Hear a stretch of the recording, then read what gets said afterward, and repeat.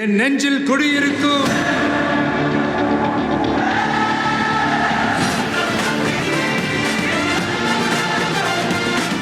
உங்க toilet cleaner bison toilet cleaner குவாலிட்டியை விட பெட்டர்னு நிரூபிச்சா உங்க மொத்த பணமும் ரீஃபண்ட். பைசன் டாய்லெட் கிளீனர் இப்போது 79 ரூபாயில்.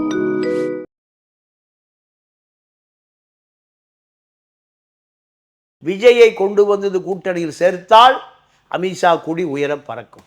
கூட்டணி சேர்க்கவில்லை என்றால் அமித்ஷா ஒரு மிகப்பெரிய தோல்வியை சந்திப்பார். கட்சிக்குள்ளேயே, ஆர்எஸ்எஸ்குள்ளேயே, பிஜேபிக்குள்ளேயே அவருக்கு தோல்வி. சாதாரண விஜயை கூட சேர்த்த முடியலையா இப்படிங்கிற ஒரு நிலைக்கு வரும். கருணாநிதிக்கே டெல்லி என்ன காமிச்சான், பாட்சா காமிச்சான், பழிச்சா காமிச்சான். அப்போ விஜய்க்கு என்ன நடக்குன்னு சொல்லுங்க. எப்பாடுபட்டாவது 1000 அர்த்தம் அதில் ஒளிஞ்சிருக்கு. அமித்ஷா எதை சொல்கிறாரோ மோடி அப்படியே செய்வார். மோடி எதை சொல்லுகிறாரோ அதை யார் செய்வார்? ஜனாதிபதி திரௌபதி முர்மு செய்வார். இதுதான் அதிகார மையம். இந்த அதிகார மையத்தை மோதி வெற்றி பெறக்கூடிய அளவுக்கு விஜய் வலிமையானவரா, புஷியானந்தவர் வலிமையானவரா, ஆதவ அர்ஜுனா வலிமையானவரா என்று மக்கள் பார்வைக்கு விட்டு விடுகிறோம். அதனால் கூட்டணி என்பது விஜய், பாஜக, அதிமுக கூட்டணி தான் வெற்றி பெறும். திமுக படு தோல்வி அடையும். உங்கள் விஜய் உயிரென வருவார். பொம்பளை சொல்றா, கல்யாணம் பண்ணிட்டயா, என் புருஷன் முக்கியம் இல்லை, விஜய் தான் முக்கியம். விஜய் மாதிரி நான் ஒரு குழந்தை பார்க்கணுமையா, புருஷா பக்கத்தில் நிற்கிறான். இந்த நாடு எங்கே போய் விளங்க போகுது? பொண்டாட்டி விஜய் வரும்போது மாலை வச்சு வீச நிற்கிறான், கார் மேலே ஏறி. புருஷனுடைய டேமேஜ் ஆகிருப்படி காரு, நீயே டேமேஜ் ஆனாலும் சரி, நான் என் விஜய்க்கு மாலை போட்டே தீருவேன். சுயவர மாலை.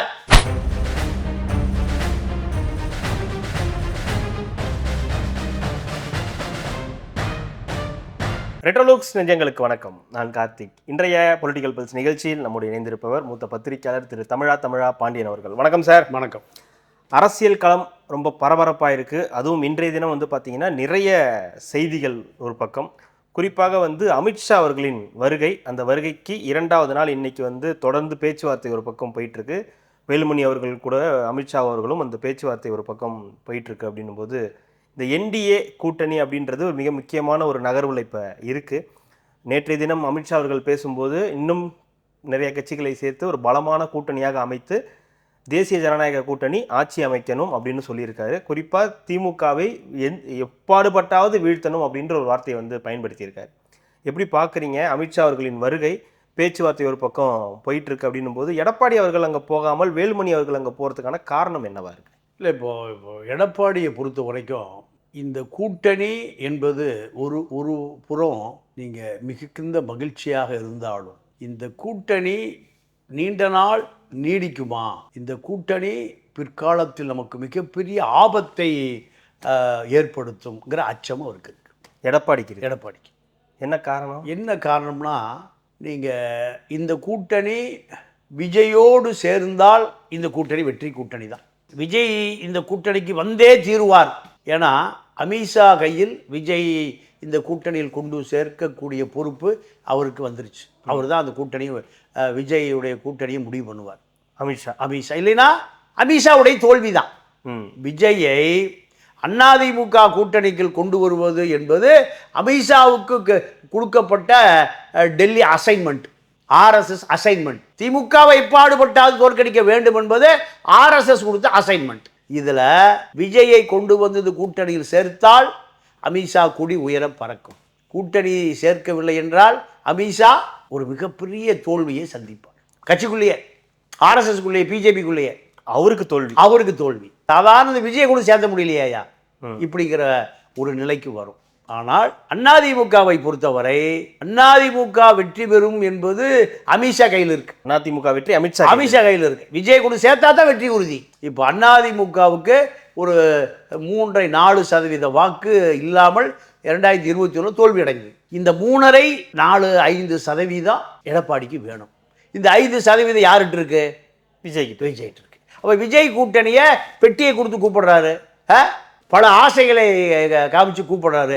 விஜய் வரவே இல்லை. விஜய் வந்தால் சிறுத்தை வரும், சிறுத்தை வந்தால் வேல்முருகன் வருவார், வேல்முருகன் வந்தால் கம்யூனிஸ்ட் வரும், முஸ்லீம்கள் வருவார்கள், கிறிஸ்துவ, இப்படியெல்லாம் ஒரு நம்பிக்கையோடு இருந்தார் எடப்பாடி. விஜய் வரல. வராத காரணத்தினால் பாஜக விட சரண்டர் ஆக வேண்டிய தேவை ஏற்பட்டது. சரியா? அப்போ இந்த சூழல் இப்போ மாறி போச்சு. மாறி அமித்ஷா இப்போ கூட்டணி சேர்க்கிற பொழுதே சொல்றாரு, உன்னை வெற்றி வர வைப்பது என்னுடைய வேலை, எங்களுடைய வேலை. விஜய் இருந்தாலும் ஆமா. இப்போ இதற்கான நகர்வுகள் இப்போ வரைக்கும் ஜனநாயகனுக்கு சென்சார் கொடுக்கல. பின்னணி பிஜேபி. ஆமா, வேற யாரு? திமுக இல்ல. திமுகவா மத்திய அரசாங்கத்தில் இருக்கு சென்சார் கொடுக்கறதுக்கு? திமுக ரோலே இல்லைங்க. திமுக இல்ல. மத்திய அரசாங்கத்தினுடைய கட்டுப்பாட்டில் இருக்கிற சென்சார் போர்டு இப்ப வரை கொடுக்கல. திமுக தியேட்டர் கொடுக்கல, அது ரெண்டாவது விஷயம். திமுக 1000 தியேட்டர் உதயநிதி கட்டுப்பாடுல, செண்பகமூர்த்தி கட்டுப்பாடுல இருக்கு. தியேட்டர் கொடுக்கல. ஜனநாயகனுக்கு போட்டியா பராசக்தி வந்துருச்சு. டவுசர் பாய்ஸ் 500 கோடி ரூபாய் செலவு பண்ணியிருக்கான். டவுசர் பாய்ஸ் 500 கோடி செலவு பண்ணி சிவகார்த்திகேயன் ஒரு படம் வரும்போது குறைஞ்ச 50 லட்சம் ரூபாய் செலவு பண்ணுவார். தியேட்டர் டிக்கெட்டை பூரா விலைக்கு வாங்கிடுவார். தியேட்டர்ல ஆளே இருக்காது, ஆனா ஹவுஸ்ஃபுல். சிவகார்த்திகேயன் நீங்க அத்தனை பேர் இதான் ஸ்டைலு. யாரு? ரஜினி உட்பட இதான் ஃபார்முலா. 50 நாள் ஓடுது, 40 நாள் ஓடுது, 30 நாள் ஓடுதுன்னா அஜித், ரஜினி, கமல் அத்தனை பேரும் ஆள் அனுப்பி தியேட்டர் டிக்கெட்டை வாங்கிடுவான். ஒரு பையன் இருக்க மாட்டான், ஆப்ரேட்டர் முதலாளி தான் இருப்பான். ஆனால் படம் ஹவுஸ்ஃபுல். அவரு டிக்கெட் விற்றா வேலை முடிஞ்சு, அவ்வளோதானே.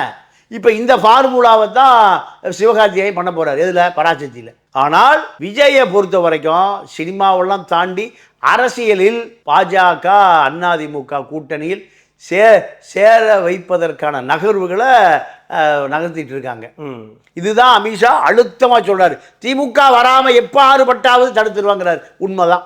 ஆனால் அதன் பிறகுதான் எடப்பாடிக்கு கவலை. என்ன கவலைன்னா, விஜய பாஜக கொண்டு வந்தா பாஜக கட்டுப்பாட்டிலே வச்சுக்கும். பாஜக கட்டுப்பாட்டிலே வச்சுக்கும். கூட்டணி கட்சிகளை பாஜக கட்டுப்பாட்டிலே வச்சுக்கும். யாரு? வாசன், பாமக, தேமுதிக, ஜான் பாண்டியன், ஜான் பாண்டியன், கிருஷ்ணசாமி, இவர்கள் எல்லாமே அறிவிக்கப்படாத காவிகள் தான். ஒரு வருட காலம் அமைதியா ஆட்சி நடக்கும். ஏடிஎம்கே ஆட்சி, பாஜக விஜய் ஆட்சி நடக்கும். ஒரு வருடத்திற்குள் பலவீனமான சட்டமன்ற உறுப்பினர்களுடைய பட்டியல் டெல்லி தயார் செய்யும். வேலுமணி, தங்கமணி தலைமையில் இவர்கள் அடுத்த ஆட்டத்தை ஆரம்பிப்பார்கள். விஜய்க்கு என்ன ஆட்டத்தை காண்பித்தார்களோ அதே ஆட்டத்தை பாஜக யார்கிட்ட காமிக்கும்? எடப்பாடிட்ட காமிக்கும். இதுதான் இப்ப அவருக்கு கவலை. அப்போ 118 சட்டமன்ற உறுப்பினர்கள் சாலிட ஜெயிக்கணும். ஜெயித்த பிறகு இந்த வேலுமணி, தங்கமணி இந்த நபர்களை கட்டுப்பாட்டில் வைத்துக் கொள்ள முடியுமா என்பதுதான் இப்ப ஒரு கவலை. உள்ளேயும் எதிரி, வெளியும் எதிரி, தெருவுலையும் எதிரி, திருமண பக்கமெல்லாம் துரோகி. அப்போ இந்த கவலை தான் அவரை திக்குமுக்காட வச்சிருக்கு. இங்க ஜனவரி 1ஆம் தேதி வாழ்த்து சொன்ன போன நபர்கள் பூரா பார்த்தா எடப்பாடி முதலமைச்சர் மாதிரி ஆயிட்டாரியா. முதலமைச்சர் ஆயிட்டாரியா. களை வந்துருச்சியா. ஏன்? எங்க 3 பேர் விசாரணை, டிரைவர் விசாரணை எங்க? சிபிஐ விசாரணை எங்க? டெல்லியில். அத்தனை பேரும் விஜய கையை காமிச்சிட்டான். எங்களுக்கு என்னங்க தெரியும்? எல்லாம் மேலேருந்து வந்து உத்தரவுப்படி தான் வெள்ளிச்சாய் முதல்ல கூட்டத்தை போட்டோம், கரண்டை கட் பண்ணோம், ட்ரோன் பறக்க விட்டோம். எல்லாமே எங்களுக்கு எங்க உத்தரவு? பனையூர் வந்து உத்தரவு வந்ததுங்க. எல்லா பேரும் யாரை கையை காமிச்சிட்டான்? விஜய. காவல்துறை காவல் கண்காணிப்பார் ஜோஸ் தங்கையா, ஏயா இங்கே கூட்டம் நடந்ததுன்னா நெரிசல் ஏற்படும், ஆட்கள் மரணம் ஏற்படல சொன்னையா? ஆமாம் சொல்லிட்டு. யார்கிட்ட சொன்னேன்? புஷிட்ட சொன்னேன், மதியாளங்கிட்ட சொன்னேன். எப்போ சொன்னேன்? எங்கே சொன்னேன்? ஆதாரமே இல்லை. இப்போ அவரும் மாட்டிக்கிட்டார், எஸ்பி மாட்டிக்கிட்டார். ஆக கூட்டணி வந்தால் குற்றவாளி செந்தில் பாலாஜி, கூட்டணி வரலைன்னா யார் குற்றவாளி? விஜய் குற்றவாளி. தேர்தலில் நிற்க முடியாது, சின்னம் கிடைக்காது. அத்தனை இடையூறுகளையும் சந்திப்பதற்கு விஜய் தயாரா? இப்படி ஒரு கேள்வி இருக்கு. விஜயை பொறுத்த வரைக்கும் அத்தனை தாக்குதல்களையும் சமாளிப்பாரா? எம்ஜிஆரை போல. எம்ஜிஆரே சமாளிக்க முடியாமல் இருந்தார், விஜயகாந்தே சமாளிக்க முடியாமல் இருந்தார். விஜய் சமாளிப்பாரா? இல்லை தாக்கு பிடிப்பாரா? இல்லை எதிர்கட்சி வரிசையில் இன்னொரு 5 வருஷம் கட்சி நடத்துவாரா? 5 வருஷம் இன்னும் தாக்கு பிடிப்பாரா? 31 வரைக்கும் இந்த சந்தேகம்லாம் இருக்கு. அப்போ எடப்பாடிக்கு ஒரு சந்தேகம், விஜய்க்கு ஒரு சந்தேகம், அமித்ஷாவுக்கு சந்தேகமே இல்லை. அமித்ஷாவுக்கு சந்தேகமே இல்லை. இதுதான் இப்போ தமிழக அரசியல். தமிழக அரசியலில் நீங்கள் லயோலா கருத்து கணிப்பு, அந்த கருத்து கணிப்பில் என்ன சொல்கிறாங்கன்னா, திமுகவுக்கு அடுத்தபடியே விஜய் ஜெயிப்பார். இதை திமுகவே உருவாக்குது. ஏன்? அதிமுக பலவீனப்படுது. நீ தனியா நில்லு. யாரு? விஜய தனியா நின்னா ஈஸியா திமுக ஜெயிச்சது. இதை நீங்கள் எல்லா கருத்து கணிப்பு நிறுவனங்களையும் நீங்கள் கோடிகளில் விலை பேசலாம். நீங்கள் இப்போ பல நிறுவனங்கள் தேர்தல் வருகிற பொழுது பல கோடிகளை வாங்கி கொண்டு நீங்கள் திமுக தான் ஜெயிக்கும், ஆளுங்கட்சி ஜெயிக்கணும் ஒரு கருத்து கணிப்பு செயற்கையாக உருவாக்குவார்கள். அதான் அவர்களுக்கு வேலை. அவர்களுக்கு நீங்கள் தினத்தந்தியில் 1 கோடி ரூபா கொடுத்தீங்கன்னா தொடர்ந்து உங்கள் விளம்பரத்தையும் போடுவோம், உங்கள் செய்தியும் போடுவோம், ஈக்குவலாக போடுவோம். தினமலர் 1 கோடி கொடுத்தீங்கன்னா உங்கள் செய்தியும் போடுவான், அவங்க விளம்பரையும் போடுவோம். அதுதான் ஊடகம், அச்சு ஊடகம், காட்சி ஊடகம், எல்லா ஊடகம். நீங்கள் சமூக வலைதளங்களை நாசமாக போச்சு கொஞ்ச நாள் எவனும் பார்க்கவே மாட்டான். ஏன்? அத்தனையும் பொய். திமுகவுக்கு ஆதரவாக அங்கே காசு வாங்கிட்டு அந்த செய்தி, இந்த பக்கம் ஆதவர்ஜனா ஒரு பெரிய நெட்வொர்க் வச்சுட்டு அவர் சொல்கிறது. அப்போது மக்களிடம் நம்பிக்கை எப்படி தொலைக்காட்சி நம்பிக்கை இருந்து ஒரு போய் பார்க்குறது இல்லையோ அதே போல் சமூக வலைதளமும் வந்துருச்சு. லயோலா நிறுவன கருத்து கணிப்பு 100% செயற்கையாக உருவாக்கப்படுகிறது. திமுக ஐடி விங்க 100 சீட்டு தான் தடுமாட்டத்தில் இருக்குது, 100 தான் தேரும், மீதெல்லாம் தேராதுன்னு ரிப்போர்ட் கொடுத்துருக்கான். சிபிஐ விசாரணை இருக முதலமைச்சருக்கு உடம்பு சரியில்லாமல் போகுது. இவ்வளோ விஷயம் நடந்துட்டு இருக்கு. ஆனால் திமுகவை பொறுத்தவரை திமுக விஜய் தனியாக நிற்பதை மட்டுமே விரும்புகிறது. ஆனால் அமித்ஷாவும் எடப்பாடியும் இந்த கூட்டணியில் நிற்பதையே விரும்புகிறார்கள். எது ஜெயிக்க போகுது? அமித்ஷா ஜெயிப்பாரா, ஸ்டாலின் ஜெயிப்பாரா? விஜய் தனியாக நின்னா ஸ்டாலின் ஜெயிக்கிறதுக்கான. ஆனால் அமித்ஷா தோல்வி அடைவாரா? விட மாட்டார். யார் பெரிய ஆளு? அமித்ஷா. அமித்ஷா தான். அமித்ஷா இந்தியாவுக்கே உள்துறை அமைச்சர், ஸ்டாலின் தமிழ்நாட்டுக்கு தான் முதலமைச்சர். இப்போ அது அரசியல் என்பது ஒரு சதுரங்க சூதாட்டம். இந்த சதுரங்க சூதாட்டத்தில் யார் வெற்றி பெறுவார்கள் என்பது, நீங்கள் சூதாட்டத்தில் வெற்றி பெற்றால்தான் தேர்தலில் வெற்றி பெற முடியும். ஆனால் ஒரு பக்கம் தொகுதி பங்கீடுன்னு ஒரு பேச்சுவார்த்தை அப்படின்னா இப்போ விஜய் இப்போ கூட்டணிக்கு வரணுன்ற ஒரு பிளான் இருந்துச்சுன்னா எப்படி தொகுதி பங்கீடு இவங்க இப்போவே நடத்துவாங்க? எவ்வளோ தொகுதிகளை இப்போ கேட்பாங்க? விஜய்க்கு 40 சீட்டுங்க. 40 சீட்டு. 40, அதாவது 80 சீட்டு கூட்டணி கட்சிகளுக்கு எடப்பாடி கொடுத்துருவார். 80 சீட் கொடுத்துருவார். ஓகே. 234. நீங்கள் 150 போச்சுன்னா 50 30 84. 84 சீட்டு கூட்டணி கட்சிகளுக்கு. அதில் 40 விஜய்க்கு. 40 விஜய். அப்போ 44 பாஜகவுக்கு. பாஜக பாமக சேர்த்து வாசன், ஜான் பாண்டியன், பசுபதி ஜான் பாண்டியன், கிருஷ்ணசாமி, இப்படி இப்போ எல்லாருக்கும் சேர்த்து 40 போக 44 இருக்கு. ஆனால் இன்னைக்கு இன்றைய தினம் வந்து தினகரனுடைய அந்த பொதுக்குழு செயற்குழு இருந்துச்சு. அந்த பொதுக்குழு செயற்குழுவில் அவர் ஒரு முடிவு எடுக்கிறாரு. நம்ம பிரிவினைவாத சக்தி கூட கூட்டணி கிடையாது, ஆட்சி அதிகாரத்தில் யார் பங்குன்னு சொல்கிறாங்களோ அவங்க கூட தான் கூட்டணி, உங்கள் மனங்களில் என்ன கூட்டணி இருக்கோ அவங்க கூட தான் கூட்டணி. கிட்டத்தட்ட விஜய் கூட தான் கூட்டணி, டிவிக்கே கூட தான் கூட்டணின்ற ஒரு முடிவுக்கு அவர் வந்திருக்காரு. இன்றைய தினம் அதே நேரத்தில் பனையூரில் திமுக அதிமுக அந்த நிறைய பேர் அந்த கட்சியில் போய் சேர்ந்துருக்காங்க. அப்புறம் இன்னமும் விஜய் அந்த கூட்டணிக்கு வருவார்னு எப்படி நம்புவாங்க? இல்லைங்க, அதாவது இப்போ அமித்ஷா அழுத்த திருத்தமாக சொல்கிறார். எப்படி சொல்கிறாருன்னா, எப்பாடு பட்டாவது திமுக வரக்கூடாது.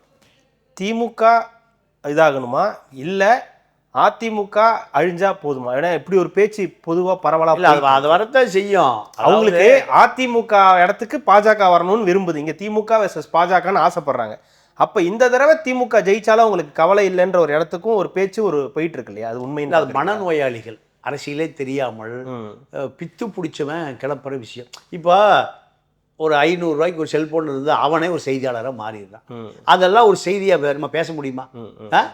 பேச முடியாது. இந்த ஊடகம் கெட்டு நாசமாக போச்சு.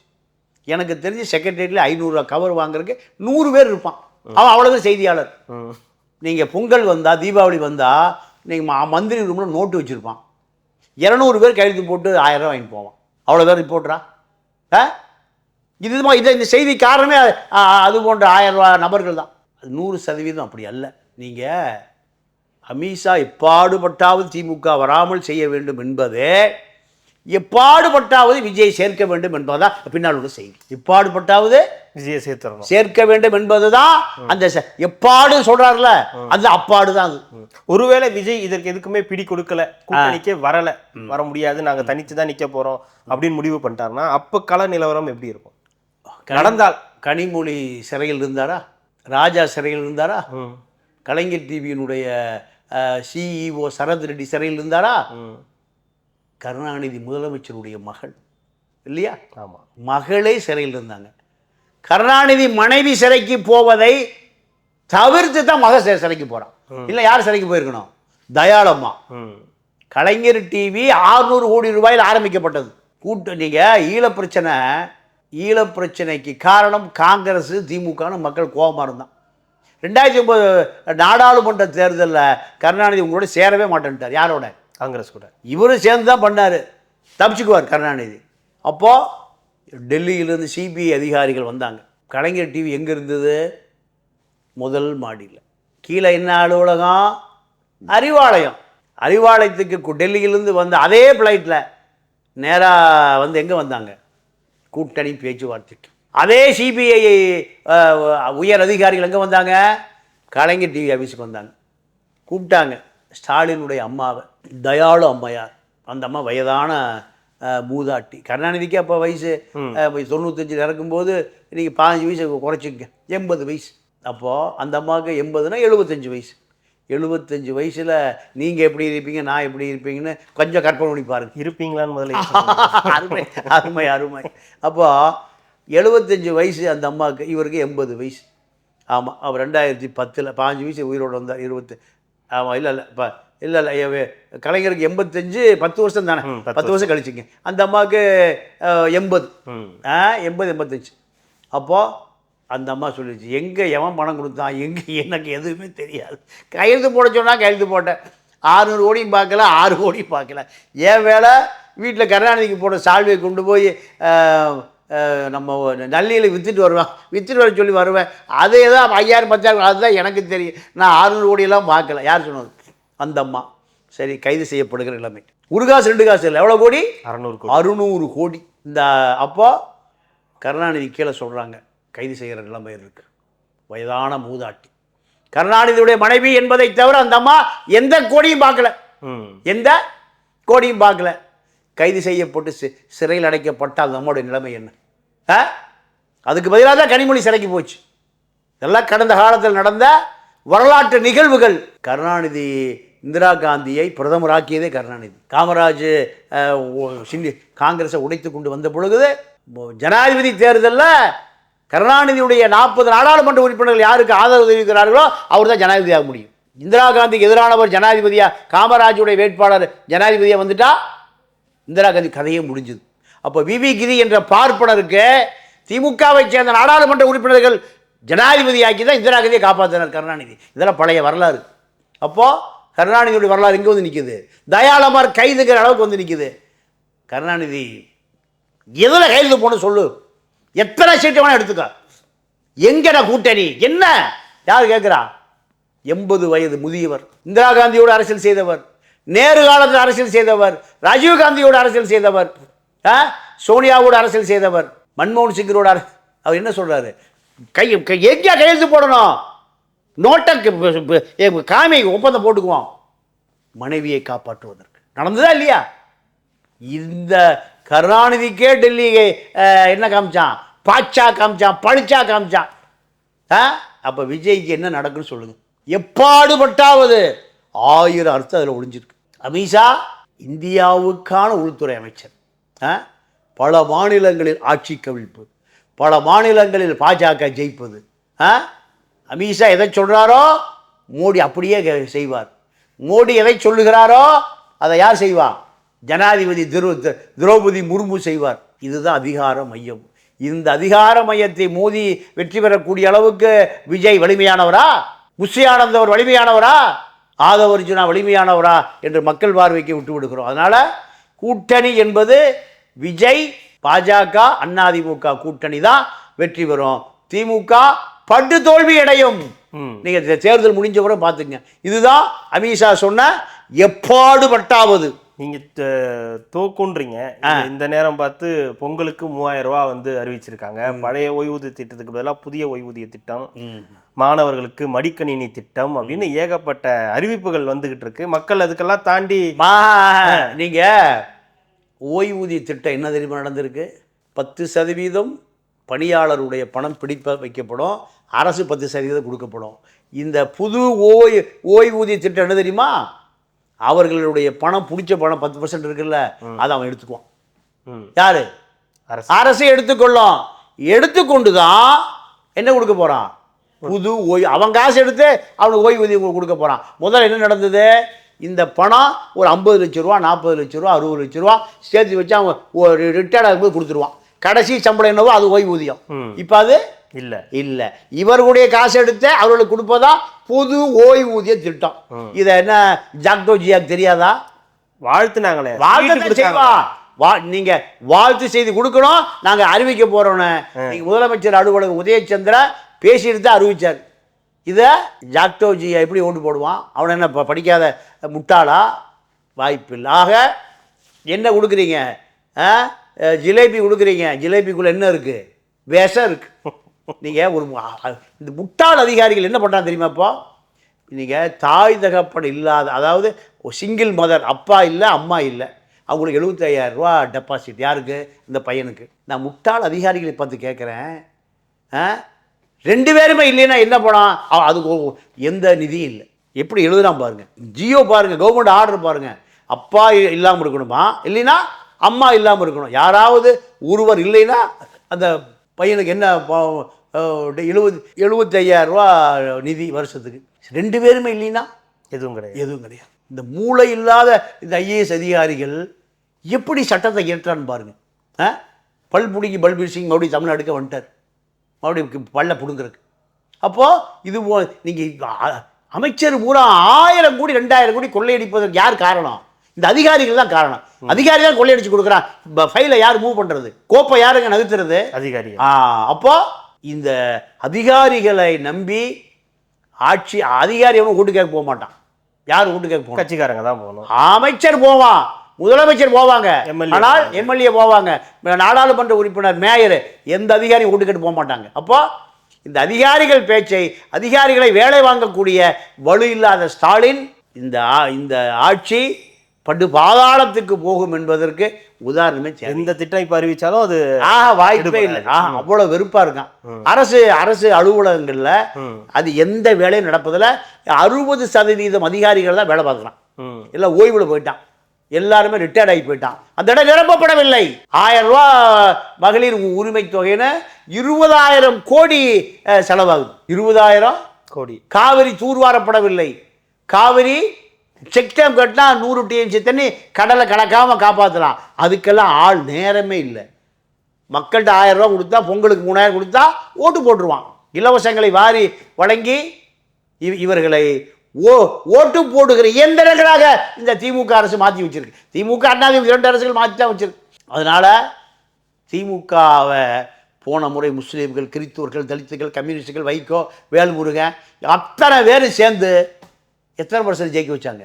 3.5% தான். இந்த பக்கம் பாஜக சேர்ந்து எவனும் ஓட்டு போட மாட்டான். அண்ணாதிமுக பாஜக சேர்ந்து திமுக போடாது, கம்யூனிஸ்ட்காரன் போட மாட்டான், எவனுமே போட மாட்டான். ஆனால் எவ்வளோ திமுக தோத்துச்சு? 3.5%. இப்போ +2ல் 8 லட்சம் பேர் படிச்சுட்டு ஆணும் பண்ணி வெளியே வரான். இந்த 5 வருஷத்தில் 50 லட்சம் பேர் என்ன சொல்கிறான்? உங்கள் விஜய் உயிரென வருவார். பொம்பளை சொல்கிறா, கல்யாணம் பண்ணிட்டயா, என் புருஷன் முக்கியம் இல்லை, விஜய் தான் முக்கியம். விஜய் மாதிரி நான் ஒரு குழந்தை பார்க்கணுமையா, புருஷன் பக்கத்தில் நிற்கிறான். இந்த நாடு எங்கே போய் விளங்க போகுது? பொண்டாட்டி விஜய் வரும்போது மாலை வச்சு வீசலுக்கு நிற்கிறான், கார் மேலே ஏறி. புருஷனுடைய டேமேஜ் ஆகிருப்படி காரு, நீயே டேமேஜ் ஆனாலும் சரி, நான் என் விஜய்க்கு மாலை போட்டே தீருவேன், சுயவர மாலை. இந்த நாடு எங்கே போய் திருத்துறது? அப்போ அமித்ஷா சொல்கிற கதை சரியா? பெத்த புள்ள திண்டுக்கல்ல ஐசியூவில் இருக்குது, நான் விஜயை பார்த்தே ஆகணும். அந்த ஆளை ஒருத்தி மலேசியாவில் விஜய் வர்றாரு. நான் 3 நாளைக்கு முந்தைய மலேசியா வந்துட்டேன். நாட்டை பார்த்தீங்களா? 85,000 பேர். யார் அது மலேசியாவில்? அப்துல் மாலிக் தஸ்தகீர். மலேசியா மாஃபியா, மது மாஃபியா, ஹவாலா மாஃபியா, கோல்டு மாஃபியா. மலேசியாவில் இருக்கிற 40 ஏக்கர் பண்ணை வீட்டு மாலிக்குடைய பண்ணை வீட்டுக்கு போகாத நடிகைகளே கிடையாது, வராத மலேசியா அமைச்சர்களே கிடையாது. என்னையாங்க வேலை? நடிகைகளும் போகிறா சார்ட்டர் ஃப்ளைட்டில், அமைச்சரும் வர்றார். என்ன நடக்குது அங்கே? இதுதான் விஜயும் அங்கே போகிறார் சார்ட்டர் ஃப்ளைட்டில். ஒரு விமானம் வங்காள விரிகுடாவை தாண்டி வந்துட்டு திருப்பி போகிறதுக்கு 4 கோடி ரூபாய் வேணும். ஒரு நாளைக்கு வாடகை 50 லட்சம் ரூபா விமானத்துக்கு. இந்த விமானம் அவர் எப்பவுமே சார்ட்டர் ஃப்ளைட் அனுப்பி தான் கூப்பிடுவாராம். ஒரு போன மாதம் சிம்பு போயிட்டு வந்தார், எது நகை கடை திறக்கிறதுக்கு. எதை இனி புரோட்டா கடை திறக்கிறதுக்கெல்லாம் சார்ட்டர் ஃப்ளைட் தான் போவாங்க. அப்போ எவ்வளோ பெரிய ஹவாலா பேர்வழி யார்? அப்துல் மாலிக் இதெல்லாம் மத்திய அரசாங்கத்துடைய கண்ணில் மண்ணை தூவவே முடியாது. இதுதான் விஜய் பாஜக கூட்டணியில் வருவதை தவிர வேறு வழியே இல்லை. கண்டிப்பாக சார். அடுத்தடுத்த நகர்வுகளில் தொடர்ந்து பேசலாம். மிக்க மகிழ்ச்சி. நன்றி. நன்றி, வணக்கம். என் நெஞ்சில் குடியிருக்கும்